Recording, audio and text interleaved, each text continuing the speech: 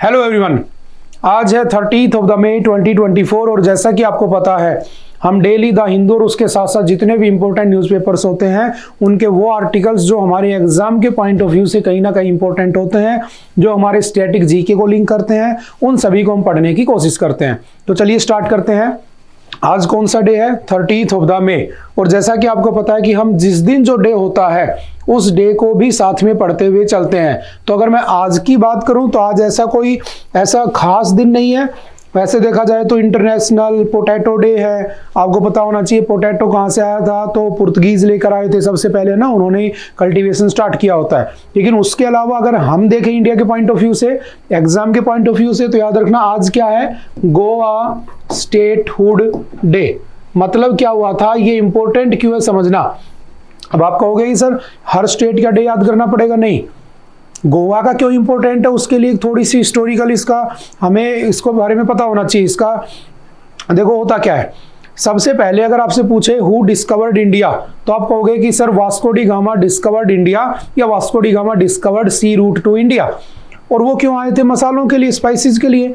तो जब Vasco D gamma आया तो कहां से था? पुर्तगीज था, वो पुर्तगाल से था। तो जब पुर्तगीज यहाँ पर आए, पुर्तगाल से वो लोग यहाँ पे आए तो उन्होंने एक कंपनी बनाई। उस कंपनी का नाम होता है एस्टेडो द इंडिया। उन्होंने धीरे धीरे कंपनी को ओपन किया। 1503 में उन्होंने कंपनी को कोची में ओपन किया, केरला में।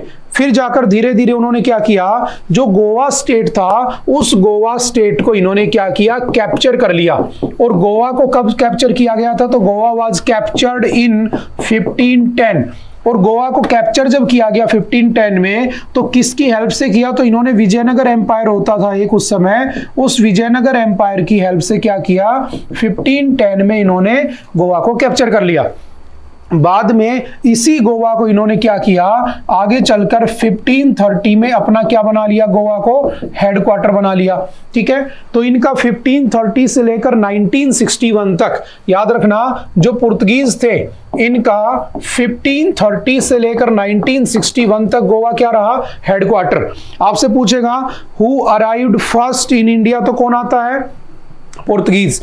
Who left at the last, सबसे लास्ट में कौन लेफ्ट करता है, एग्जिट कौन करता है? पुर्तगीज। कब आए थे? 1498 वास्को डी गामा। सबसे लास्ट कौन गए? पुर्तगीज 1961, इवन ब्रिटिशर्स के भी बाद में। तो जब ब्रिटिशर्स के बाद चले गए तो देखो इन्होंने गोवा को उस समय कब्जा लिया होता है, कैप्चर कर लिया होता है, अपनी हेडक्वार्टर बना लिया होता है। बाद में क्या करते हैं, ब्रिटिशर्स के साथ एक डील कर लेते हैं। एक्चुअल में इनका इंटरेस्ट होता है किसके अंदर? ब्राजील में। तो ये इंडिया का सारा ट्रेड दे देते हैं किसको? ब्रिटिशर्स को, ईस्ट इंडिया कंपनी को।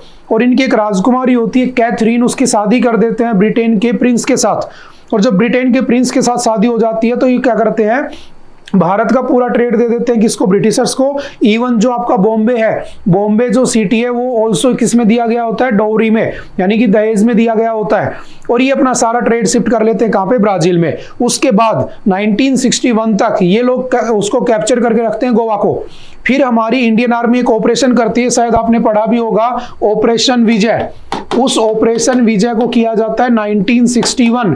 उस ऑपरेशन विजय के बाद हमने दोबारा से गोवा को रिकैप्चर किया और बाद में आगे चल के पहले उसको यूटी बना लिया। फिर हमने धीरे धीरे आगे चल के, याद रखना 30 ऑफ द मई 1987 को इसको क्या बना दिया? स्टेट बना दिया, स्टेटहुड का स्टेटस दे दिया। तो आज कौन सा दिन है? 30 ऑफ द मई। तो हमारे हिस्टोरिकल पॉइंट ऑफ व्यू से देखा जाए तो आज के दिन क्या हुआ था, वो गोवा जो पहले कभी पुर्तगीज के पास था, हमने उसको लिया। फिर हमने धीरे धीरे 1987 में उसको क्या कर दिया, क्या बना दिया उसको? तो स्टेट बना दिया। ठीक है, तो याद रखना आज क्या है? Goa statehood day. ये याद ना भी रखो तो गोवा की हिस्ट्री जरूर याद रखना थोड़ी सी। ठीक है, तो चलिए उसके साथ ही आगे बढ़ते हैं। आज का जो डे है उसकी जो इंपॉर्टेंट न्यूज है एग्जाम में, न्यूज़पेपर में आपने देखी होंगी। जैसे Supreme Court refuses to list Kejriwal's plea to extend interim bail. आपने देखा होगा कि केजरीवाल अभी इंटरिम बेल पर है। और इंटरिम बेल ये शायद मैं एक बार पहले भी पढ़ा चुका हूँ। इंटरिम बेल, ठीक है, इनकी कौन कौन सी आर्टिकल्स है या कौन कौन से सेक्शन है हमारे सीआरपीसी आईपीसी में, वो सब हम पढ़ चुके हैं पहले। मैंने कहा ये दोबारा न्यूज आ रही है। मैंने कहा कि हुआ क्या कि केजरीवाल ने दोबारा से इंटरिम बेल जो थी उसको एक्सटेंड करने के लिए एप्लीकेशन लगाई। उस एप्लीकेशन को, उस प्ली को क्या किया गया, सुप्रीम कोर्ट के द्वारा रिजेक्ट कर दिया गया। तो ये न्यूज बन गई। अब आपको थोड़ा सा आइडिया होना चाहिए कि जो अरविंद केजरीवाल है उसको अरेस्ट ही क्यों किया गया। तो याद रखना इनके ऊपर केस कौन सा चल रहा है, PMLA, prevention of money laundering act. और जो PMLA का जो केस होता है ना, उसको हमेशा याद रखना ED क्या करती है, देखती है, ठीक है। ED उसको क्या करेगी, देखेगी उस केस को। अब समझना कि जो PMLA है ना, इस PMLA के अंदर अच्छा कब बना था, तो याद रखना एक्ट कब बना था 2002, इनेक्ट कब हुआ था 2003, और completely came into the force कब होता है, कब कंप्लीटली लागू होता है, तो 2005। ये 3 डेट जरूर याद रखना, ठीक है। अब मैंने कहा कि कौन से आर्टिकल के अंदर आता है, तो हमारे कॉन्स्टिट्यूशन के आर्टिकल 253 में ये बात लिखी है कि ये हमें इस पावर को, या ये जो आर्टिकल है, ये हमारी जो सेंट्रल गवर्नमेंट है, जो हमारी पार्लियामेंट है, उसको ये पावर करता है, empower it to make laws for implementing international conventions. देखो इसमें होता क्या है, prevention of money laundering case. Money laundering का मतलब होता है तुमने टेररिस्ट फंडिंग ले ली, तुमने इलीगल तरीके से पैसे का तुमने करप्शन किया, ठीक है, तो उस केसेस में आपके ऊपर PMLA लग जाता है। और PMLA के अंदर क्या है कि अगर आपको ऊपर एक बार लग गया तो कम से कम 3 साल की सजा है, ज्यादा से ज्यादा 7 साल की सजा है, ठीक है। और इसके अंदर मैक्सिमम फाइन कितना है, 5 लाख रुपए तक का फाइन भी लग सकता है। अब बात ये निकल के आती है कि ठीक है सजा 5-7 साल है और मिनिमम 3 साल है, लेकिन सुप्रीम कोर्ट इस पे 1000 बार ये कह चुका है, मतलब बार बार ये कह चुका है कि ये जो PMLA है ना, इसका मिसयूज होता है। कैसे मिसयूज होता है, बहुत बार हमने ये केसेस को देखा, हमने डिस्कस भी किया है न्यूज के अंदर कि बहुत से लोगों को अरेस्ट कर लेती है सरकार, PMLA लगा देती है, अरेस्ट हो जाता है। और इसमें देखो, इसमें अरेस्ट होने के बाद आपको छूट क्यों नहीं मिलती, बेल क्यों नहीं होती, तो इसमें जब तक बेल नहीं होगी, जब तक आप खुद इस बात की श्योरिटी नहीं देते हो सामने बैठे जज को कि मैं अपने केस में किसी भी प्रकार से कोई केस के साथ छेड़खानी नहीं करूंगा, प्रूफ के साथ, एविडेंस के साथ कोई भी उसमें डिस्टर्बेंस नहीं करूंगा, अगर तुमने कन्विंस कर लिया जज को तो तुम्हें बेल दे देगा, अदरवाइज नहीं देगा। और सोचो ये तो बहुत ही टिपिकल काम हो गया कि तुम जज को कैसे कन्विंस कर पाओगे कि हाँ मैं शरीफ हूं, मैं नहीं करूंगा। हो सकता है कि तुम सही में बदमाश हो, इसीलिए सरकार ने तुम्हें पकड़ा हो, ED ने पकड़ा हो सकता है तुम्हें जबरदस्ती पकड़ा हो। तो अभी क्या हुआ, अरविंद केजरीवाल वाले केस में भी उनको अरेस्ट किया गया है, कोई भी इनको मनी ट्रेल अभी तक मिली नहीं है। तो बात ये निकल के आती है कि ठीक है इनको बेल मिली नहीं मिली वो बात की बात है, लेकिन क्या PMLA का मिसयूज होना चाहिए, नहीं होना चाहिए, ऐसा सुप्रीम कोर्ट बहुत बार कह चुका है। और बहुत बार लोगों को अरेस्ट कर लेते हैं, कुछ नहीं मिलता है तो छोड़ देते हैं। तो कहीं ऐसा ना हो जाए कि अरविंद केजरीवाल के केस में भी सेम ऐसा सीन हो जाए कि कुछ ना मिले और छोड़ना पड़े। और अगर ऐसा हुआ तो मैं आपसे कह सकता हूं, गारंटी के साथ कह सकता हूं कि अगर इस बार ऐसा हुआ कि कुछ ना मिला और छोड़ दिया और इतने टाइम तक जेल में रखा, मान लो 4, 5, 6, 10 महीने, साल भर रख लिया और फिर छोड़ना पड़ा, तो 100% इस PMLA के अंदर सुप्रीम कोर्ट क्या करेगा, कुछ ना कुछ चेंजमेंट कर देगा, अदरवाइज इसको अनकॉन्स्टिट्यूशनल कर देगा। जैसे अभी आपने पढ़ा होगा ना इलेक्टोरल बॉन्ड, उसके अंदर भी तो यही था, पहले सही चल रहा था 2019 से, अब जाकर पता चला ये तो करप्शन कर रहे थे, ये तो घपलेबाजी कर रहे थे, तो बाद में क्या किया गया, इसको अनकॉन्स्टिट्यूशनल डिक्लेयर कर दिया गया। बात समझ में आ रही है ना। तो हमें यहां से अरविंद केजरीवाल की न्यूज तो काफी टाइम से चल रही है, हमें फोकस करना है किस पे, PMLA, prevention of money laundering act. बात समझ में आ रही है। और इसका केस हमेशा कौन देखेगी, ED। और जो ED है आपकी एनफोर्समेंट डायरेक्टरेट, याद रखना ED की जो फॉर्म हुई थी वो कब हुई थी, 1956, बट जब ये बना था तो इसका नाम था एनफोर्समेंट यूनिट। इसको क्या कहते थे, एनफोर्समेंट यूनिट यानी कि EU। बाद में 1957 में इसका नाम बदल के क्या कर दिया, ED।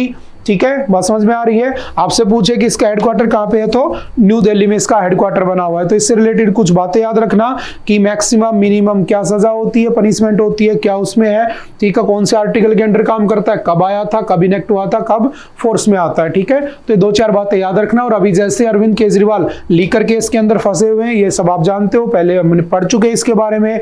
ठीक है, उसके बाद चलते हैं नेक्स्ट न्यूज के ऊपर। अगर दोबारा से कुछ होता है, या तो इनको बेल हो जाती है, या जो भी डिसीजन आता है 4 जून की बात, तो उसके बाद ये दोबारा से देखने को मिलेगा। ठीक है, तो हम इसको उस समय भी देख लेंगे। ठीक है, तो चलिए उसके बाद चलते next. Early onset of the monsoon in Kerala from today. देखो जो मानसून है ना, एक्चुअल में मानसून होता क्या है समझना। मानसून जब आता है तो कुछ ऐसा समझो कि जब गर्मी पड़ती है ना बहुत ज्यादा, तो फॉर एग्जांपल समझना कि मान लो ये आपका क्या है, इंडिया। ठीक है, और मैंने कहा कि इधर क्या बना हुआ है पूरा का पूरा, तो ये पानी भरा हुआ है, मैंने कह दिया अरेबियन सी। ठीक है। ये नीचे क्या है पूरा का पूरा, तो ये आपका बना हुआ है इंडियन ओशियन। ये कौन सा है? Indian ocean. और मैंने कहा कि इधर क्या है, तो इधर आपका क्या है? बे ऑफ बंगाल। तो मैं यहां से समझ सकता हूं कि इंडिया तीन तरफ से पानी से घिरा है, और जो भी कोई टेरिटरी होती है जो थ्री साइड से वाटर से घिरी होती है ना, surrounded by the from three sides from the water, तो उसे हम क्या कहते हैं? तो उसे हम कहते हैं पेनिनसुला। तो हम इंडिया को एक्चुअल में इंडियन पेनिनसुला भी कह सकते हैं, ठीक है। तो होता क्या है, जब गर्मी पड़ती है तो देखो आपको पता है कि ये आपकी अर्थ है, मान लो ये बीच में 0 डिग्री है, ठीक है। इसको हम इक्वेटर कह देते हैं। क्या कह देते हैं? इक्वेटर। यहां पर क्या बना हुआ है? 23.5 डिग्री नॉर्थ। ये कौन सा है? 66.5 डिग्री नॉर्थ। और ये हो गया मान लो 90 डिग्री नॉर्थ। सेम ऊपर सेम नीचे। इसी को हम ट्रॉपिक ऑफ कैंसर कह देते हैं, इसी को आर्कटिक कह देते हैं। और अगर ये नीचे होती 23.5 डिग्री साउथ तो हम इसको अंटार्कटिक कह देते हैं, और ट्रॉपिक ऑफ कैप्रिकॉर्न कह देते हैं, इसको अंटार्कटिक कह देते हैं, और इसको क्या कह देते हैं? 90 डिग्री साउथ। कुछ ऐसा ही होता। अब मैंने कहा कि 0 डिग्री के ऊपर मैक्सिमम हीट पड़ेगी, क्योंकि अर्थ हमारी 23.5 पे टिल्टेड है, ये मेरा सन है, मैक्सिमम लाइट 0 पे पड़ेगी। लेकिन साल में तुम्हें पता है कि ये अपनी एक्स पे भी घूमती है और ये सन के अराउंड भी घूमती है। तो जब अराउंड घूमती है, रिवोल्यूशन करती है 365 डेज का अप्रोक्सीमेटली, तो उस टाइम क्या होता है कि कभी ये वाला हिस्सा पास होगा, ये जब पास था तो यहाँ गर्मी ज्यादा पड़ रही थी, और जब ये यूं घूम के आएगी तो ये पास हो जाएगा, यहाँ गर्मी ज्यादा पड़ेगी, यहाँ कम पड़ेगी। तो तुमने पढ़ा होगा समर सोलेस्टाइस और विंटर सोलेस्टाइस। तो जब समर सोलेस्टाइस होगा तो जो हमारा ट्रॉपिक ऑफ कैंसर है, हमारा इंडिया यहाँ पर बना हुआ है, तो ट्रॉपिक ऑफ कैंसर के ऊपर सबसे ज्यादा सन होता है। तो इस वाले रीजन के अंदर धीरे धीरे सन पास आ रहा होता है। 21 जून को समर सोलेस्टाइस के दिन इस लाइन के ऊपर सबसे ज्यादा होता है। उसके बाद धीरे धीरे दूर चला जाता है। तो होता क्या है कि इस वाले टाइम पर यहाँ बहुत ज्यादा गर्मी पड़ती है, और जब बहुत ज्यादा गर्मी पड़ती है तो पानी जो है तुम्हारा, इस पानी से पानी का इवेपोरेशन होगा, और जब पानी का वाटर का इवेपोरेशन होगा तो बादल बनेंगे, और जब ये बादल बनेंगे तो जहां ना कहीं जाकर टकरा जाएंगे। इधर आपका है वेस्टर्न घाट, इधर है ईस्टर्न घाट, तो जहां टकरा जाएंगे वहां बारिश हो जाएगी। तो ये जो मानसून होता है इसकी स्टार्टिंग कब से हो जाती है? लगभग 1 जून से आना शुरू हो जाता है। तो अभी क्या है, मानसून आ चुका है। तो आपके लिए खुशखबरी है कि हो सकता है गर्मी थोड़ी बहुत कम हो जाए जैसे जैसे बारिश आने लगे। और सोचो हमारा जो आईएमडी है, इंडियन मेट्रोलॉजिकल डिपार्टमेंट, वो इतनी एक्यूरेट प्रेडिक्शन करता है कि इस दिन मानसून पहुंचेगा। जैसे इस बार का कौन कौन सा डे इन्होंने बताया कि किस स्टेट में किस दिन बारिश होगी, वो भी इसमें लिखा हुआ है। बात समझ में आ रही है ना? तो हमें बस इतना जानना है कि बारिश कैसे होती है, तो थोड़ा सा आइडिया मैंने तुम्हें बताया, ठीक है। अब मैंने कहा कि देखो जब बारिश होती है ना, फॉर एग्जांपल समझना बारिश, अच्छा मैं अगर आपसे पूछूं कि हमारे इंडिया की कोस्टल बाउंड्री कितनी है, तो आप ध्यान रखना, थोड़ा सा समझना। जैसे कि मान लो ये इंडिया है, ठीक है। इस इंडिया की अगर मैं कोस्टल बाउंड्री की बात करूं तो यहां से स्टार्ट होती होगी, यहां से होते होते होते होते ये यहां से जाते हुए, और पूरी की पूरी ये क्या है हमारी कोस्टल, यहां तक कोस्टल बाउंड्री, ठीक है। ये बांग्लादेश आ गया। तो ये टोटल कितनी है? तो ये टोटल हमारी होती है कितनी? 6100 किलोमीटर। लेकिन अगर मैं इसके अंदर अंडमान निकोबार और इसके अंदर मैं आपका लक्षद्वीप जोड़ दूं तो ये टोटल कितनी हो जाती है? 7516.7 किलोमीटर टोटल हमारी कोस्टल बाउंड्री हो जाती है। अब मैंने कहा कि इधर से बादल उठते होंगे, और जो हमारी अर्थ है वो 23.5 डिग्री के ऊपर टिल्टेड है, और जब टिल्टेड है तो हवाएं क्या चलती है? तिरछी चलती है। और याद रखना जो हमारी अर्थ है ना वो एंटी क्लॉकवाइज घूमती है। हमारे पूरे उसमें सोलर सिस्टम के अंदर सिर्फ यूरेनस और वीनस, या वीनस और यूरेनस ओनली ऐसे प्लेनेट है जो क्लॉकवाइज घूमते हैं, बाकी सारे एंटी क्लॉकवाइज घूमते हैं। तो हवाएं तिरछी चलती हैं, जब तिरछी चलती हैं, कुछ स्टेडी है हमारी अर्थ है ना, 23.5 पे टिल्टेड है, तो होता क्या है कि यहाँ से तिरछी हवाएं चलती हैं, तो यहाँ से जब बादल टकराते हैं तो यहाँ पे बारिश होना शुरू हो जाती है। सबसे पहले बारिश कहाँ पे आती है? केरल में, इसलिए केरल में सबसे पहले मानसून आता है। इस बार हमारी सरकार ने ये डाटा रिलीज किया है, आज ही के अखबार में आपने देखा होगा कि ये 1 जून को यहाँ पर हिट कर जाएगा। उसके बाद 5 जून को आपके कर्नाटक में पहुंच जाएगा, 10 जून को ये आपके महाराष्ट्र वाले रीजन को क्रॉस करके यहां तक चला जाएगा, आपके 15 जून को ये गुजरात और एमपी वाले रीजन में पहुंच जाएगा, 15 जून को ये आपके इस यूपी में पहुंच चुका होगा, 10 जून को आपके यहाँ बिहार में पहुंच चुका होगा, ठीक है। 5 जून को आपके यहाँ पर पहुंच जाएगा असम और आपके सिक्किम वाले रीजन के अंदर, ठीक है। 15 जुलाई को ये पाकिस्तान में पहुंच चुका होगा, ठीक है। 1 जुलाई को ये आपके जो राजस्थान का ये वाला रीजन है, ठीक है, जो अरावली हिल्स के इधर वाला रीजन या राजस्थान है उसके अंदर हिट कर जाएगा। बात समझ में आ रही है ना।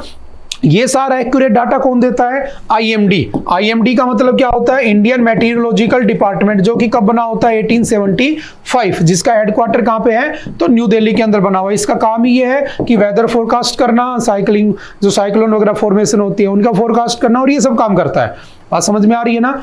तो अभी मानसून आने वाला है, उसी के ऊपर पूरा पैसेज बना हुआ है। और याद रखना एक बात, जब बारिश होती है तो सबसे पहले कहां होती है? केरल। और जब केरल में सबसे पहले बारिश होती है तो केरल वाली जो रेन है, फर्स्ट रेन, उसे हम क्या कहते हैं? Mango showering. क्या होता है मैंगो शावरिंग? तो इसका मतलब ये है कि इस बारिश में जब हल्की हल्की बूंदें गिरती हैं तो आपके केरल, ऊपर कर्नाटक, महाराष्ट्र वाला जो रीजन है, इस रीजन के अंदर जो आम के पेड़ होते हैं, जो आम कच्चे होते हैं, उस बारिश के लगने से पक जाते हैं, तो हम इसको मैंगो शावरिंग भी कह देते हैं। ठीक है, तो कई बार अगर पूछ ले कि किसको कहते हैं, तो मानसून की एंट्री ही मैंगो शावरिंग कहलाती है बेसिकली, देखा जाए तो। बात समझ में आ रही है ना? अच्छा, अब तुमसे पूछेगा इंडिया में बारिश कैसे होती है, तो देखो 90% बारिश जो होती है ना वो विंड से होती है, और 10% जो बारिश होती है ना, 10%, वो किससे होती है? जेट से। और जेट हमेशा ऐसे ऊपर से आते हैं, ठीक है, नॉर्थ पोल की तरफ से। और जो इक्वेटर की तरफ से हवाएं उठती है उसे कहते हैं विंड। अल्नीनो लानीनो में हम कई बार पढ़ चुके हैं। और जो ऊपर से हवाएं आती है पोल्स की तरफ से, ठंडी हवाएं, उसे कहते हैं जेट। तो सर्दियों में जो बारिश होती है ना, जो उसमें विंटर में रेन होती है, उसे हम क्या कहते हैं? मावठ। और वो होती किसकी वजह से? जेट्स की वजह से। और अगर मैं बात करूं कि गर्मियों में किससे होती है, तो विंड की वजह से होती है। और इंडिया में 90% बारिश विंड की वजह से ही होती है। ठीक है, तो ये कुछ पॉइंट्स से थोड़े से आपको याद रखने हैं कि क्या मानसून होता है, कैसे आता है, कैसे काम करता है। ठीक है, आईएमडी क्या होता है, और ये सारी चीजें याद रखना। और टोटल कोस्टल रीजन पूछे तो कितना है? 6100। अगर मैं लक्षद्वीप और अंडमान निकोबार को भी काउंट कर लूं तो 7516.7 किलोमीटर। अगर पूरी बाउंड्री की मैं बात करूं यहां पर कि इंडिया की पूरी बाउंड्री कितनी है आपकी, कोस्टल और या लक्षद्वीप और ये सब लगाकर, तो वो होती है कितनी? लगभग याद रखना 15,107 किलोमीटर, जिसको अप्रोक्सीमेटली एग्जाम में जब पूछता है तो 15,200 भी दे देता है, या 15,100 किलोमीटर भी राइट आंसर होता है। ठीक है, तो ये कंप्लीट थी, और ये आपकी क्या थी? कोस्टल। अगर कोस्टल स्टेट पूछे तो आई थिंक सभी को आते होंगे। ये आपका गुजरात हो गया, उसके बाद महाराष्ट्र, उसके बाद गोवा, उसके बाद कर्नाटका, उसके बाद केरल। इधर आ जाऊंगा तो कौन सा होगा? आपका वेस्ट बंगाल, उड़ीसा, आंध्र प्रदेश और तमिलनाडु। 5 इधर हैं, 4 इधर हैं, 5 भी बंगाल से बाउंड्री लगाते हैं। 4 स्टेट आपके किससे बाउंड्री लगाते हैं? 5 स्टेट आपके अरेबियन सी से, और 4 किससे लगाते हैं? बे ऑफ बंगाल से। तो इन पॉइंटों को थोड़ा सा ध्यान रखना। ठीक है, उसके बाद चलते हैं नेक्स्ट न्यूज के ऊपर। An overview of the Amrut scheme. देखो what is Amrut scheme? Amrut scheme का मतलब है, ये आई कब थी, क्या इसका मतलब है समझना।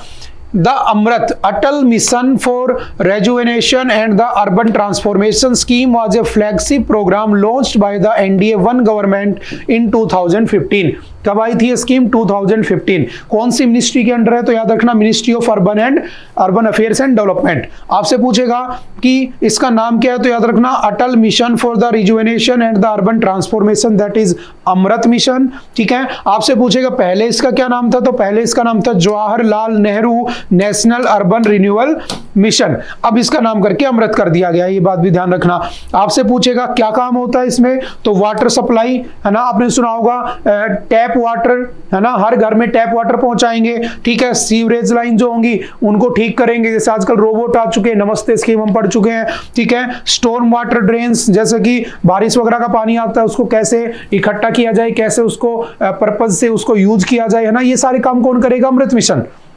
लेकिन ये सक्सेसफुल नहीं है, ये फेल हो चुका है, ये इतना सक्सेसफुल है ही नहीं, और इसलिए इसके ऊपर इतना बड़ा आर्टिकल डाला गया है कि इसका काम था। देखो अमृत का मतलब होता है क्या? अमृत तुम जानते हो है ना, भगवान अमृत पीना चाहते थे, भगवान ने अमृत पिया, अमर हो गए, यही होता है। तो मैंने कहा कि अमृत का मतलब क्या है कि बहुत ही अच्छा। लेकिन हमारे यहाँ पर देखोगे सीवर लाइन बहुत गंदी है। अच्छा, इसी को मैं कनेक्ट कर देता हूँ स्मार्ट सिटी। क्या बनी है क्या कोई स्मार्ट सिटी? किसी को तुम स्मार्ट सिटी नहीं कह सकते। स्मार्ट सिटी का मतलब होता है स्मार्ट तरीके से रहना, smart people, smart health facilities, ठीक है, स्मार्ट सोसाइटी, ठीक है, क्राइम भी अगर होता है तो स्मार्ट तरीके से पकड़ा जाए, यहाँ पे पता ही नहीं चलता।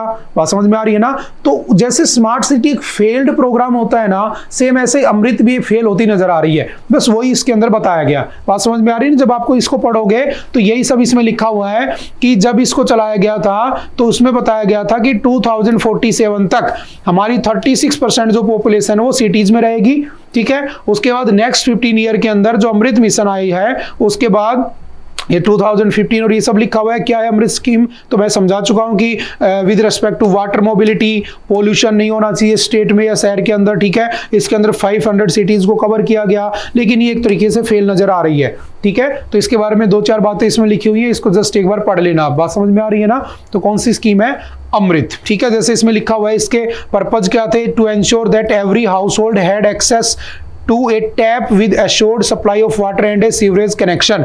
लेकिन बेंगलोर में तो पानी नहीं है ना, दूसरे स्टेटों में तो पानी नहीं है। आज तुमने देखा होगा दिल्ली ने कह दिया अगर पानी वेस्ट करते दिखे तो 2000 का फाइन लगा देंगे। ये सब भी न्यूज तुम पढ़ चुके होगे आज की। तो कहाँ अमृत स्कीम काम कर रही है ना, वही सब इसमें लिखा हुआ है। ठीक है, तो इसको पढ़ लेना, एग्जाम के पॉइंट ऑफ व्यू से इंपॉर्टेंट है हमारे लिए। ठीक है, उसके बाद चलते हैं नेक्स्ट न्यूज के ऊपर। देखो जैसे कि अमृत स्कीम में क्या था, Atal mission for reservation and the urban transformation कब आई थी, 25 जून 2015। 500 सिटीज को इसमें कवर किया गया था with a population of 1 lakh और more, covering approximately 60% of the urban population in the country. Total outlay कितना था, 1 लाख करोड़ रुपए का था। ठीक है, including central assistance of the 50,000 crore rupees. ठीक है, फ्रॉम 2015-16 टू 1920। इसमें क्या क्या था, वाटर सप्लाई, सीवरेज या septage management, storm water drainage, green space and park, non motorised urban transport और कैपेसिटी बिल्डिंग। ठीक है, तो ये सब इसका काम था, लेकिन क्या काम कर पाई क्या काम नहीं कर पाई वो आपके सामने है ही। ठीक है, उसके बाद चलते next. Orissa tribals await forest department nod to sell kendu leaf. देखो केंडू लीफ क्या होता है कि ये एक्चुअल में कितने रुपए की है, 34 लाख रुपए के ये पत्ते हैं जो यहाँ के ट्राइबल लोग हैं वो बेचना चाहते हैं। और मैं आपसे 1000 बार कह चुका हूँ ट्राइब्स बहुत ज्यादा न्यूज में रहती हैं। ठीक है, national commission for SC, ST, OBC हम बहुत बार पढ़ चुके हैं, आर्टिकल 338, 338 का A, 338 का B। अब मैंने कहा कि ये न्यूज क्या, हम इसको समझते हैं पहले कि न्यूज बनी क्यों। तो हुआ क्या कि यहाँ पर जो कोरापुट डिस्ट्रिक्ट है आपकी, है ना, उड़ीसा में, यहाँ पर 4000 ट्राइबल फार्मर्स हैं जो ये पत्ते इकट्ठा करते हैं और इन पत्तों को केंडू लीफ कहते हैं और इनका मेडिसिनल पर्पज होता है और बहुत जगह यूज होते हैं। कहने का मतलब ये है, तो सरकार इनको खरीदना चाहती है या ये बेचना चाहते हैं, सरकार नहीं खरीद रही है। दिक्कत क्या है ना कि देखो बहुत सारे लोग होते हैं जो जंगलों पे डिपेंड करते हैं, जना जिसके लिए एक मिनिस्ट्री बनी है, मिनिस्ट्री ऑफ ट्राइबल अफेयर्स, है ना, या ट्राइब्स, मिनिस्ट्री ऑफ ट्राइब्स। ये ट्राइब्स के जो लोग हैं इनको स्ट्रीमलाइन में लाना चाहती है सरकार, इसलिए इनको रिजर्वेशन देती है, PVTG डिक्लेयर करती है, इनके लिए फैसिलिटीज प्रोवाइड कराती है। और इन लोगों का बेसिक पर्पज क्या होता है, किस पे डिपेंड रहते हैं, फॉरेस्ट के ऊपर, फॉरेस्ट प्रोडक्ट के ऊपर। तो समझना एक डिपार्टमेंट बना हुआ है ट्राइफेड, याद रखना क्या है ट्राइफेड, बहुत बार पूछ लेता है। Tribal cooperative marketing development federation of India 1987 में बना होता है। ये अपने आप में नेशनल लेवल अपेक्स ऑर्गेनाइजेशन होता है जो काम क्या करता है, to provide good price of the minor forest produce MFP collected by the tribes of the country. कई बार तो ये भी पूछ लेता है what do you mean by MFP, तो क्या होता है, माइनर फॉरेस्ट प्रोड्यूस। किससे लिंक करता है MFP, किस मिनिस्ट्री के अंडर आता है, तो मिनिस्ट्री ऑफ ट्राइबल अफेयर्स। ठीक है, अब ये किसान चाहते हैं बेचना, सरकार ने इस पे लगा दी GST। अब कहां से बेच पाएंगे बेचारे, कम पैसे इनको मिलेंगे, तो इनका लाइफ किसमें है, खतरे में आ चुकी है। ठीक है ना, तो ये न्यूज बन चुकी है। तो आपसे पूछ लेगा केंडू लीफ जो लीफ है वो रिसेंटली न्यूज में था, किस स्टेट के अंदर होता है, तो उड़ीसा के अंदर। किसको लिंक कर रहा है, SC ST को, ट्राइब्स को। और ट्राइब्स के बारे में मैं तुमसे कई बार बता चुका हूं कि इंडिया के अंदर अगर पूछे 2011 की पॉपुलेशन के आधार पर, उसके सेंसस के बिहाफ पर टोटल ट्राइब्स कितने थे इंडिया में, 2011 की बात कर रहा हूं मैं, क्योंकि नया डाटा आया नहीं है हमारे पास। तो इसमें 705 ट्राइब्स थे, जिसमें से हमने कुछ PVTG भी बनाए, है ना। उन PVTG में कितने थे, लगभग 75। और वैसे पूछे मैक्सिमम कहां पे है, तो MP, क्योंकि फॉरेस्ट भी सबसे ज्यादा MP, तो ट्राइब्स भी सबसे ज्यादा MP। ठीक है, आपसे पूछे PVTG सबसे ज्यादा कहां पे है, तो PVTG सबसे ज्यादा कहां पर है, तो ये आपके 12, वो कहां पे है, उड़ीसा के अंदर। कहां पे है, उड़ीसा के अंदर। और PVTG में वो लोग आते हैं जिन लोगों को सरकार हाउस, पीने का पानी, ये सब प्रोवाइड कराती है। लास्ट ईयर तो सरकार ने एक बजट भी प्रेजेंट किया था 15,600 करोड़ रुपीस का इन लोगों के लिए, किनके लिए, पीवीटीसी ग्रुप के लोगों के लिए, ठीक है। तो मैक्सिमम कहाँ पे, ये उड़ीसा में, ये कहाँ पे, एमपी में। इन बातों को ध्यान रखना, ठीक है। ऐसा कौन सा स्टेट है जिसमें एक भी एसटी नहीं मिलता, तो हरियाणा, और दूसरा कौन सा आपका, पंजाब। इन दोनों स्टेट में एक भी एसटी नहीं मिलता। यूटी पूछे तो चंडीगढ़ वगैरह भी आ जाती है उसमें, ठीक है। उसके बाद आपसे पूछेगा कि न्यूज क्या थी, तो आई थिंक आप समझ चुके होंगे ना। और जो एसटी है, एसटी शेड्यूल्ड ट्राइब, उसके लिए अगर पूछे कि अपॉइंटमेंट कौन कर सकता है, कौन एसटी डिक्लेयर कर सकता है, किसी को, प्रेसिडेंट। और आज के दिन हमारी प्रेसिडेंट कौन है, द्रौपदी मुर्मू।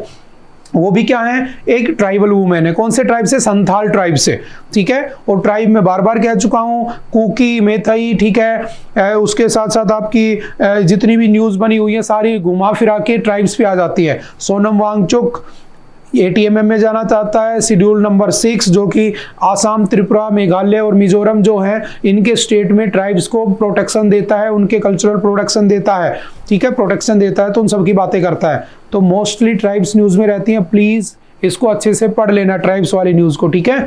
उसके बाद चलते नेक्स्ट न्यूज के ऊपर,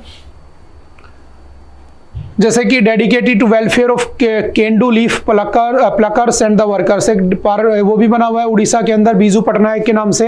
100% बोनस मिलेगा, ठीक है। इतने रुपए का बेनिफिट होगा, 130 करोड़ रुपए सरकार बांटती है, ठीक है। ये सारी बातें पढ़ लेना। 1 लाख रुपए का उनको डेथ इंश्योरेंस मिलता है, ठीक है। मेडिसिन रीइंबर्समेंट मिलता है 2 लाख रुपए तक का, ठीक है। अगर कोई ये केंडू लीफ प्लकर है, उसके घर में किसी की बेटी की शादी है, तो सरकार उसको 25,000 रुपए तक मैरिज असिस्टेंस कर देती है, ठीक है। उसमें लिखा हुआ है मेडिसिन रीइंबर्समेंट 2 लाख रुपए तक का है, ठीक है। तो जस्ट इसको पढ़ लेना एक बार, ठीक है। कौन से स्टेट का है, तो जस्ट बड़ी सी एक बात याद रखना, उड़ीसा स्टेट की बात कर रहा है, दैट इट, ठीक है, दैट्स इट, ओके।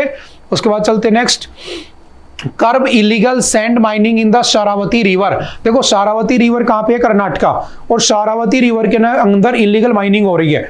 मैंने आपसे कहा था अगर मेरे साथ एक्सप्लॉयटेशन होता है तो मेरे को बचाने के लिए कोर्ट है, तुम्हारे साथ एक्सप्लॉयटेशन होता है तो तुम्हें बचाने के लिए कोर्ट है, पुलिस है। लेकिन अगर पेड़ों के साथ, नेचर के साथ, फॉरेस्ट के साथ, है ना, एनवायरनमेंट के साथ अगर हो रहा है, उसका एक्सप्लॉयटेशन बर्बाद हो रहा है, पेड़ काटे जा रहे हैं, इलीगल माइनिंग हो रही है, वाटर रिसोर्सेज खत्म होते जा रहे हैं, तो कौन है उनको बचाने के लिए, एनजीटी, नेशनल ग्रीन ट्रिब्यूनल। और जो नेशनल ग्रीन ट्रिब्यूनल है उसने कहा है कि भाई जो कर्नाटका के अंदर जो रिवर है ना शारावती, इसको बंद करो इलीगल माइनिंग को, वरना ये रिवर खत्म हो जाएगी, इसके आसपास के पेड़ जो हैं, जानवर है, सब खत्म हो जाएंगे। तो एनवायरनमेंट की प्रोटेक्शन के लिए कौन सा डिपार्टमेंट है, एनजीटी, ठीक है। एनजीटी कब बना था, तो याद रखना 2011 में बना होता है। इसका हेडक्वार्टर कहां पे, तो याद रखना न्यू दिल्ली में हेडक्वार्टर बना हुआ है, ठीक है।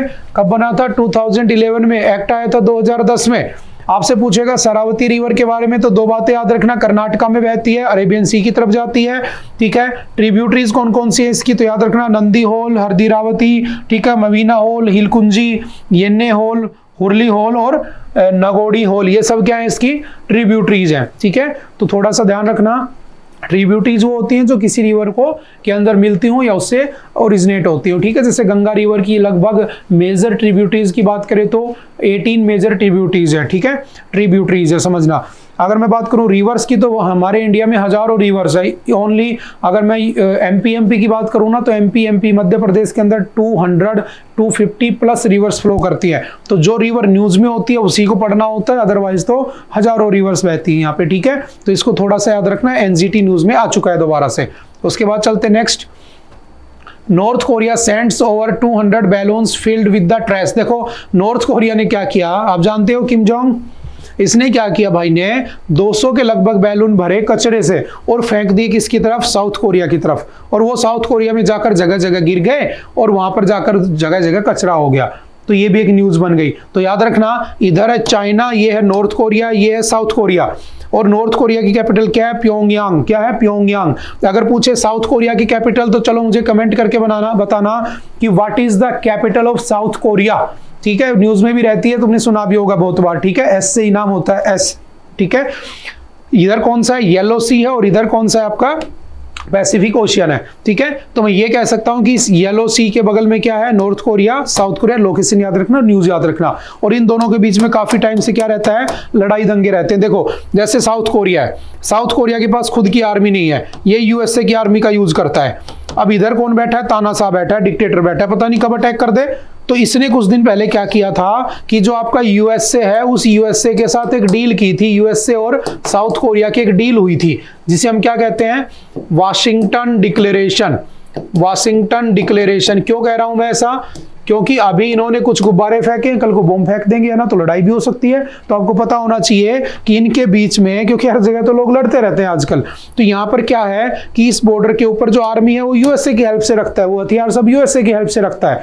तो इसको लगा कि कहीं नॉर्थ कोरिया अटैक ना कर दे, तो इसने कर दिया वाशिंगटन डिक्लेरेशन। और क्या किया इसने क्या किया इसमें कि देखो एक ट्रीटी हुई थी एनपीटी, नॉन प्रोलिफरेशन ट्रीटी।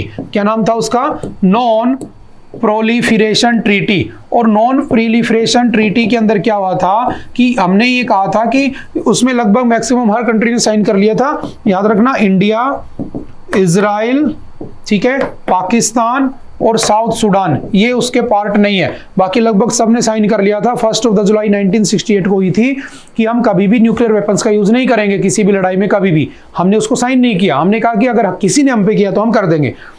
तो अभी क्या हुआ, इसको लगा नॉर्थ कोरिया अटैक ना कर दे, साउथ कोरिया गया अमेरिका के पास और डील की और कह दिया कि तुम अपने न्यूक्लियर वेपन मेरे बॉर्डर पे रख लो, लेकिन उनको चलाने की, उनको यूज करने की सोल अथॉरिटी अमेरिकन प्रेसिडेंट के पास रहेगी, ताकि कल को अगर डिक्टेटरशिप की वजह से या वो किम योंग जुंग जो है तुम्हारा किम जोंग, वो अगर अटैक कर भी देता है तो उस केस में इनके पास, उसको ये तो पता होना चाहिए कि इसके पास भी न्यूक्लियर वेपन है, समझ गए ना। तो ये एनपीटी थोड़ा सा ध्यान रखना है यहाँ से, और इन दोनों के बीच में भी कॉन्फ्लिक्ट डिस्प्यूट चलते रहते हैं, ठीक है। उसके बाद चलते हैं नेक्स्ट न्यूज के ऊपर। Why does instability and the chaos persist in the Haiti? देखो ये तीसरी चौथी बार न्यूज में आ रहा है, मैं आपको बता देता हूं। हाइती एक कंट्री है, उसकी कैपिटल कौन सी है, तो उसकी कैपिटल पोर्ट आउ प्रिंस। क्या है उसकी कैपिटल, पोर्ट आउ प्रिंस, ठीक है। इसमें हो क्या रहा था कि यहाँ का जो पीएम है ना, एरियल हेनरी, ये जब बना तो ये केन्या चला गया और केन्या जाकर इसने कह दिया कि मैं अपने देश के अंदर जो गैंग्स है ना उनको खत्म कर दूंगा। तो इनकी जो गैंग्स थी ना, इसके अंदर बहुत सारी गैंग्स है, लोगों ने बहुत दुनिया भर की गैंग बना रखी है, ये आपस में लड़ पड़े, सरकार के अगेंस्ट हो गए, गैंग्स एक तरफ सरकार एक तरफ। अब सोचो क्या देश चल पाएगा, क्या देश के सारे गुंडे बदमाश एक तरफ है, सरकार एक तरफ है। तो वो चाहते हैं कि ये जो पीएम है ना ये रिजाइन कर दे। तो अभी क्या किया उसने, रिजाइन कर दिया। और जब रिजाइन कर दिया तो क्या श्योर है, क्या श्योरिटी है कि वहां पर ये सब नहीं होगा। तो ये चौथी पांचवी बार न्यूज में आ रहा है, आई थिंक आपको याद भी होगा, ठीक है। हाइती कंट्री तो ज्यादा इसमें पढ़ाने की चीज है नहीं, ठीक है। इस न्यूज को जस्ट एक बार पढ़ लेना कि why does gang violence continue, क्यों हो रही है, what is the situation at present, क्या सिचुएशन है। तो वो लोग चाहते हैं कि ये रिजाइन कर दे, जब रिजाइन कर देगा तो हम क्या करेंगे, नहीं लड़ेंगे, ठीक है। तो ऐसा जरूरी नहीं है, हो सकता कोई दूसरा डिक्टेटरशिप आ जाए वहां पे, ठीक है। उसके बाद चलते next. All eyes on the Rafah, Israel counters new trend with what your eyes fail to see। देखो आपने देखा होगा कल पूरे दिन न्यूज में लोगों के व्हाट्सएप स्टेटस पर मैंने तो यही देखा, क्या, all eyes on the Rafah, all eyes on the Rafah hashtag is trending on social media as a call for awareness on the ongoing Israel-Gaza situation, primarily from activists and the humanitarian groups। All eyes on Rafah story template on the Instagram has been used over by 40 million users, ठीक है। तो 40 million में मैंने भी कहीं ना कहीं देख ही लिया होगा, है ना। तो क्या है ये गाजा स्ट्रिप में क्या हो रहा है, राफा बॉर्डर, तो समझना। वैसे तो इजराइल हमास 1.5 साल से चलता आ रहा है, तो हम पूरा इजराइल हमास नहीं पढ़ेंगे, हम सिर्फ इसको फोकस करेंगे कि ये है क्या एक्चुअल में, समझना। जैसे कि मान लो ये आपका क्या है, मैप बना हुआ है, ठीक है। यहां पर जो कंट्री है वो कौन सी है, फॉर एग्जाम्पल समझना, ये आपकी सीरिया, ये जॉर्डन, ये इजिप्ट, ये इजराइल। और इसमें जो आपके सामने रेड रेड से ऑरेंज ऑरेंज जो भी कलर ये दिख रहा है ना आपको, ये वाला, ये क्या है, पैलेस्टाइन। ये बीच वाला क्या है, इजराइल। और यहाँ पर क्या है, गाजा, ठीक है। और यहाँ पे क्या है, इजिप्ट। ये है जेरूसलम, ये किसकी कैपिटल है, इजराइल की। ये है रामल्ला, रामल्ला किसकी कैपिटल है, पैलेस्टाइन की, ठीक है। अब मैंने कहा कि यहाँ पे कॉन्फ्लिक्ट क्या है, देखो वेस्ट बैंक और गाजा, इसको कुछ ऐसा समझ सकते हैं ना, एक मैप और होगा इसमें, हाँ इसको यहां से समझते हैं। देखो जब लड़ाई स्टार्ट हुई थी ना, जब लड़ाई स्टार्ट हुई थी तो ये वाला जो रीजन है ना, ये है गाजा स्ट्रिप, ये पूरा क्या है आपका पैलेस्टाइन, जिसको अब इजराइल ने कैप्चर कर रखा है, ठीक है। अब क्या हुआ, इस गाजा स्ट्रिप के ऊपर ये वाला जो रीजन है, ये वाला रीजन, इस वाले रीजन के ऊपर जब अटैक होने लगा तो यहां के लोग भागकर आ गए इस तरफ और इस वाले रीजन को खाली कर दिया गया। ठीक है। जब इस वाले रीजन को खाली कर दिया गया गाजा सिटी के और लोग यहां पर आ गए, हालांकि यहां पर 30 से 35 हजार लोग मर चुके हैं ऐसा भी कहा गया है, पैलेस्टाइन जो पैलेस्टाइन के लोग हैं वो सब। और आपने देखा होगा पैलेस्टाइन को बहुत सी, देखो जब लड़ाई स्टार्ट हुई थी ना तो दुनिया इजराइल का सपोर्ट कर रही थी कि इजराइल ने सही किया सही किया सही किया, लेकिन गलत है वो। तुम उनकी जगह पे जाके जबरदस्ती रह रहे हो, सब कुछ कब्जा लिया और तुम उस पर अटैक करने वाले हो, ठीक है। अब क्या हुआ, जैसे ही इन लोगों ने यहां से भागते भागते बेचारे इधर आ गए, है ना, पूरा तुम कब्जा चुके हो। अब क्या हुआ, ये जब से इधर आए तो यहाँ पर एक नाम लिखा हुआ Rafah. What is Rafah? Rafah एक क्रॉसिंग है, जैसे भारत पाकिस्तान पे तुम जाओगे बाघा बॉर्डर है ना, पाकिस्तान की तरफ जाने के लिए क्रॉसिंग बनी हुई है जहां पर हमारी परेड वगैरह भी होती है। अरे वहीं से तो गाड़ियां आती जाती है ना, जो भी बस वगैरह चलती हैं। तो मैंने कहा कि ये क्या है, क्रॉसिंग है जस्ट। किसको कनेक्ट करती है? तो आपके पैलेस्टाइन को या इजराइल को किससे कनेक्ट करती है? इजिप्ट से कनेक्ट करती है, पहला क्वेश्चन, ठीक है। फिर आपसे पूछेगा कि यहां पर हो क्या रहा है। इस भाई ने कहा, इजराइल ने, कि मैं अब इस पे अटैक करूंगा। अब पहले बोला इस पे अटैक करूंगा, लोग इधर भाग के आ गए, जो रह गए वो मर गए। यहाँ पर जितनी अच्छी अच्छी बिल्डिंगें वहां करती सब ढा दी गई। अब क्या कह रहा है कि मैं इस पे अटैक करूंगा। अब इस पे अटैक करेगा तो ये बेचारे कहां भागेंगे? ये तो आने नहीं देगा इजिप्ट। तो पूरी दुनिया के लोगों ने इसको सिंपैथी दिखाई कि भाई ये गलत है, तुम गलत कर रहे हो। इवन यूनाइटेड नेशन भी कह रहा है कि तुम गलत कर रहे हो।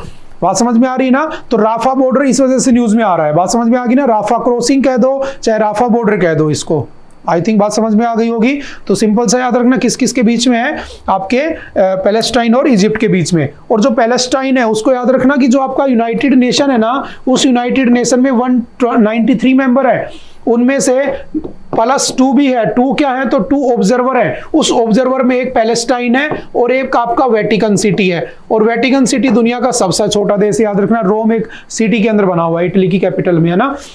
तो ये पैलेस्टाइन को इन्होंने नेशन मान ही नहीं रखा। तो अभी क्या हुआ, आपने परसों परले दिन मैंने पढ़ाया था न्यूज के अंदर कि कुछ दिन पहले कि आपने पढ़ा था उसके अंदर की जो 3 कंट्रीज थी, नॉर्वे, स्वीडन, है ना, और ये आपकी क्या बोलते हैं आयरलैंड, और ये जो सब कंट्रीज है, इन्होंने क्या किया था, इसको रिकॉग्नाइज करना शुरू कर दिया था एज ए कंट्री, ठीक है। तो यूनाइटेड नेशन भी अभी इसके सपोर्ट में आ गया, वो सब बना हुआ है, ठीक है। तो याद रखना किस किस के बीच में है इस क्रॉसिंग को कंट्रोल कौन करता है? इजिप्ट। और ये किस पेनिनसुला के ऊपर बना हुआ है? तो याद रखना सिनाई पेनिनसुला।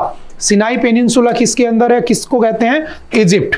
जैसे इंडियन पेनिनसुला में क्या बना है? इंडिया। ऐसे सिनाई पेनिनसुला किसका नाम है? तो इजिप्ट के ऊपर या इजिप्ट वाली जगह को कह देते हैं, ठीक है। इस बात को भी थोड़ा सा ध्यान रखना है हमें, ठीक है। उसके बाद चलते हैं Rudra M second air to surface missile.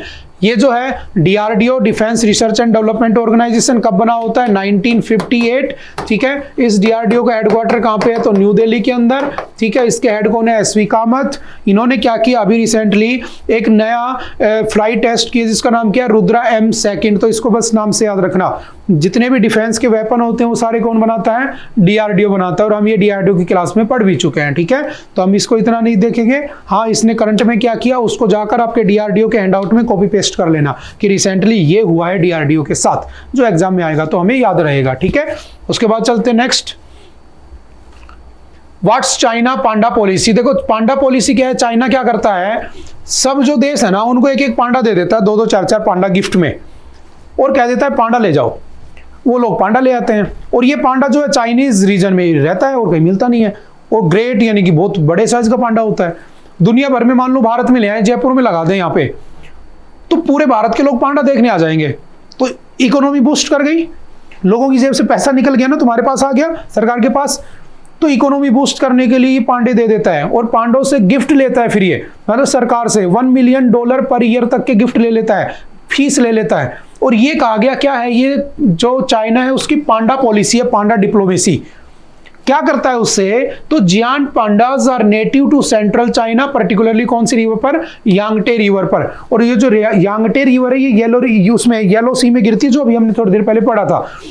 China gifts और loans these endemic pandas to other countries as a symbol of friendship और सॉफ्ट डिप्लोमेसी। वो लोग इससे पैसा कमाते हैं और चाइना की जो पॉलिसी है उसके अंदर वो फंस जाते हैं, और धीरे धीरे चाइना का सपोर्ट करने लगते हैं। और चाइना को अपने आप को क्या कहा जाने लगा इसके बारे में? चाइना की पांडा डिप्लोमेसी। बात समझ में आ रही है? जैसे पहले ये उसको अमेरिका को भी देते थे, लेकिन बाद में अब दोबारा से बंद कर दिया गया था। लेकिन अभी कह दिया गया शी जिनपिंग ने कि हम अमेरिका को दोबारा से क्या सेंड करना शुरू कर देंगे? पांडास, ठीक है। तो सिंपल याद रखना कि ये पांडा पॉलिसी है क्या। जैसे यूएस में इसके 8 पांडा हैं, कनाडा में 3 है, यूके में 2 हैं, बेल्जियम में 2 हैं, ऑस्ट्रिया में 3, फ्रांस में 2, स्पेन में 3, थाईलैंड में 2, मलेशिया में 2, सिंगापुर ऑस्ट्रेलिया में 2, जापान में 8, टोटल 39 पांडा जिसने 12 कंट्रीज को दे रखे हैं। और ये अपने आपको क्या कहता है 10 साल के लिए लीज पर दे रखे हैं, ठीक है। तो ये इसकी पांडा डिप्लोमेसी है, ठीक है। उसके बाद चलते next, NASA's Magellan radar suggest volcanoes on Venus are still active. देखो जो वीनस है ना वो हमारा क्या है, सोलर सिस्टम का एक प्लेनेट है, ठीक है। मरकरी, वीनस, अर्थ ये सब जानते हो आप। तो इसके ऊपर पता चला है कि हमने क्या भेजा था, एक मिशन भेजा था जिसका नाम क्या था, मैगलन। उसने अभी हमें बताया कि वहां पर एक वोल्केनो जो एक्टिव है, ठीक है, उसका नाम क्या है। तो याद रखना उसका जो साइज है वो कितना है, लगभग 2.2 स्क्वायर किलोमीटर का है, ठीक है। कब भेजा गया था इस मिशन को, 1994 में। किसको, मैगलन को, ठीक है। अच्छा, इंडिया की तरफ से कौन सा मिशन जाने वाला है, तो याद रखना शुक्रयान, जो कि ऑर्बिटर मिशन होगा, GSLV Mark 2 से भेजा जाएगा, ऐसी पॉसिबिलिटीज है, ठीक है। जैसे चंद्रयान 2 को GSLV Mark 3 से भेजा था, जिसको हम बाहुबली भी कह देते हैं, ठीक है। ये काम क्या करेगा, तो इसके अंदर एक high resolution synthetic aperture radar होगा और एक ग्राउंड पेनिट्रेटिंग रडार होगा। ये हमारे वीनस के चारों तरफ घूमेगा, उसके सरफेस पे नहीं जाएगा। क्यों नहीं जाएगा, क्योंकि सबसे हॉटेस्ट प्लेनेट कौन सा है, वीनस। सबसे कोल्डेस्ट कौन सा है, नेपच्यून। लेकिन दिन के अंदर सबसे हॉटेस्ट कौन सा है, मरकरी। रात के अंदर सबसे ठंडा कौन है, मरकरी, क्योंकि सबसे पास है, कोई एनवायरमेंट नहीं है, तो दिन में इतना गर्म हो जाता है, रात को सारी लाइट वापस रिफ्लेक्ट कर देता है, और रिफ्लेक्ट कर देता है तो वो ठंडा हो जाता है। लेकिन ओवरऑल की बात करें तो दिन और रात मिलाकर तो सबसे गर्म वीनस, सबसे ठंडा, सबसे लास्ट में जो है कौन, नेपच्यून। तो ये 2-4 पॉइंट याद रखना। और वीनस को क्या कहते हैं, अर्थ की ट्विन भी कहते हैं, ट्विन सिस्टर कहते हैं, ध्यान रखना, ठीक है। अरे बात समझ में आ रही है ना, इसको क्या कहते हैं, अर्थ की ट्विन सिस्टर भी कहा जाता है, ठीक है। और इंडिया कौन सा मिशन भेजने वाला है, शुक्रयान मिशन। जब जाएगा तब हम देख लेंगे, ठीक है। उसके बाद पूछेगा ये कौन सा था, तो मैगलन मिशन था, ठीक है। नासा का जो 1994 में गया था, इसने अभी बताया कि वहां पर क्या है, एक वोल्केनो है जो अभी भी एक्टिव है। और आपको पता है वोल्केनो कैसे इरेप्ट होते हैं। हमारी अर्थ की अगर मैं बात करूं तो हमारी अर्थ के अंदर क्या पाई जाती हैं, बहुत सारी लेयर्स, और उन लेयर्स के बीच में क्या भरा होता है, तो लेयर्स के बीच में जियोथर्मल एनर्जी भरी होती है, लावा भरा होता है। ये जब ऊपर प्रेशर लगाता है तो यहाँ की प्लेटें टूट जाती है, और टूटने के बाद यह जो लावा होता है गर्म, ये बाहर आ जाता है और ये एक माउंटेन की फॉर्मेशन कर देता है, जिसे हम क्या कहते हैं, वोल्केनो। जैसे कुछ एक्टिव वोल्केनो है 500 के लगभग इंडिया में, वर्ल्ड के अंदर। इंडिया में तो एक ही है, आपके अंडमान निकोबार के अंदर। मुझे कमेंट करके बताना कौन सा इंडिया का एक्टिव वोल्केनो है अंडमान निकोबार में, क्या नाम है उसका, ठीक है। उसके बाद अगर आपसे पूछे दूसरे, तो डोरमेट होते हैं, एक होते हैं डेड, ठीक है। डेड मतलब जो 1000 साल से कभी एक्टिव ही नहीं हुए, ठीक है। तो यहाँ पर क्या मिला है, एक वोल्केनो मिला है जो अभी एक्टिव है। तो थोड़ा सा न्यूज में है तो थोड़ा सा ध्यान रखना इसको, ठीक है, ज्योग्राफिकल न्यूज है। उसके बाद अगर पूछे कौन कौन से आज तक मिशन गए हैं वीनस पर, तो ये इंपॉर्टेंट पॉइंट है, इसको अच्छे से नोट कर लेना। जैसे आज से पहले कौन कौन गए, तो यूएसए के कितने गए, रशिया के, जापान के और यूरोप के। तो 1 2 3 4 4 ही कंट्री गई हैं आज तक वीनस के ऊपर मिशन लेके, 5वें हम बन जाएंगे, ठीक है। उसके बाद अगर पूछे यूएस का, तो mariner series, pioneer Venus 1, pioneer Venus 2 और मैगलन, ठीक है, 1989, ठीक है। आपसे अच्छा 1989 में गया था, 1994 मैंने जो वहां पर लिखा, वहां पे उसका मतलब ये था ये खो जाता है, वहां पे हमें पता ही नहीं चलता काफी टाइम तक कि ये है कहाँ पे, तो वो वाली डेट लिखी थी हुई थी उसमें, ठीक है। वो जाता 1989 में। रशिया की तरफ से कौन है, Venera series, Vegas 1, Vegas 2। Japan का कौन सा है, अकातुस्की 2015। और अगर पूछे यूरोप का, तो वेनुडस एक्सप्रेस या वीनस एक्सप्रेस, सॉरी वीनुडस नहीं है, वीनस एक्सप्रेस, ठीक है। तो ये किसके मिशन है, हमारे वीनस के ऊपर आज तक के भेजे हुए सारे मिशन है। आई होप कि आपको बातें समझ में आई होंगी और आप अच्छे से इनके प्रॉपर नोट्स भी बना रहे होंगे, ठीक है, जो आपके आगे चलकर कहीं ना कहीं हेल्प करेंगे। तो ओके, मिलते हैं दोबारा से नेक्स्ट लेक्चर में। Okay, bye bye, thank you.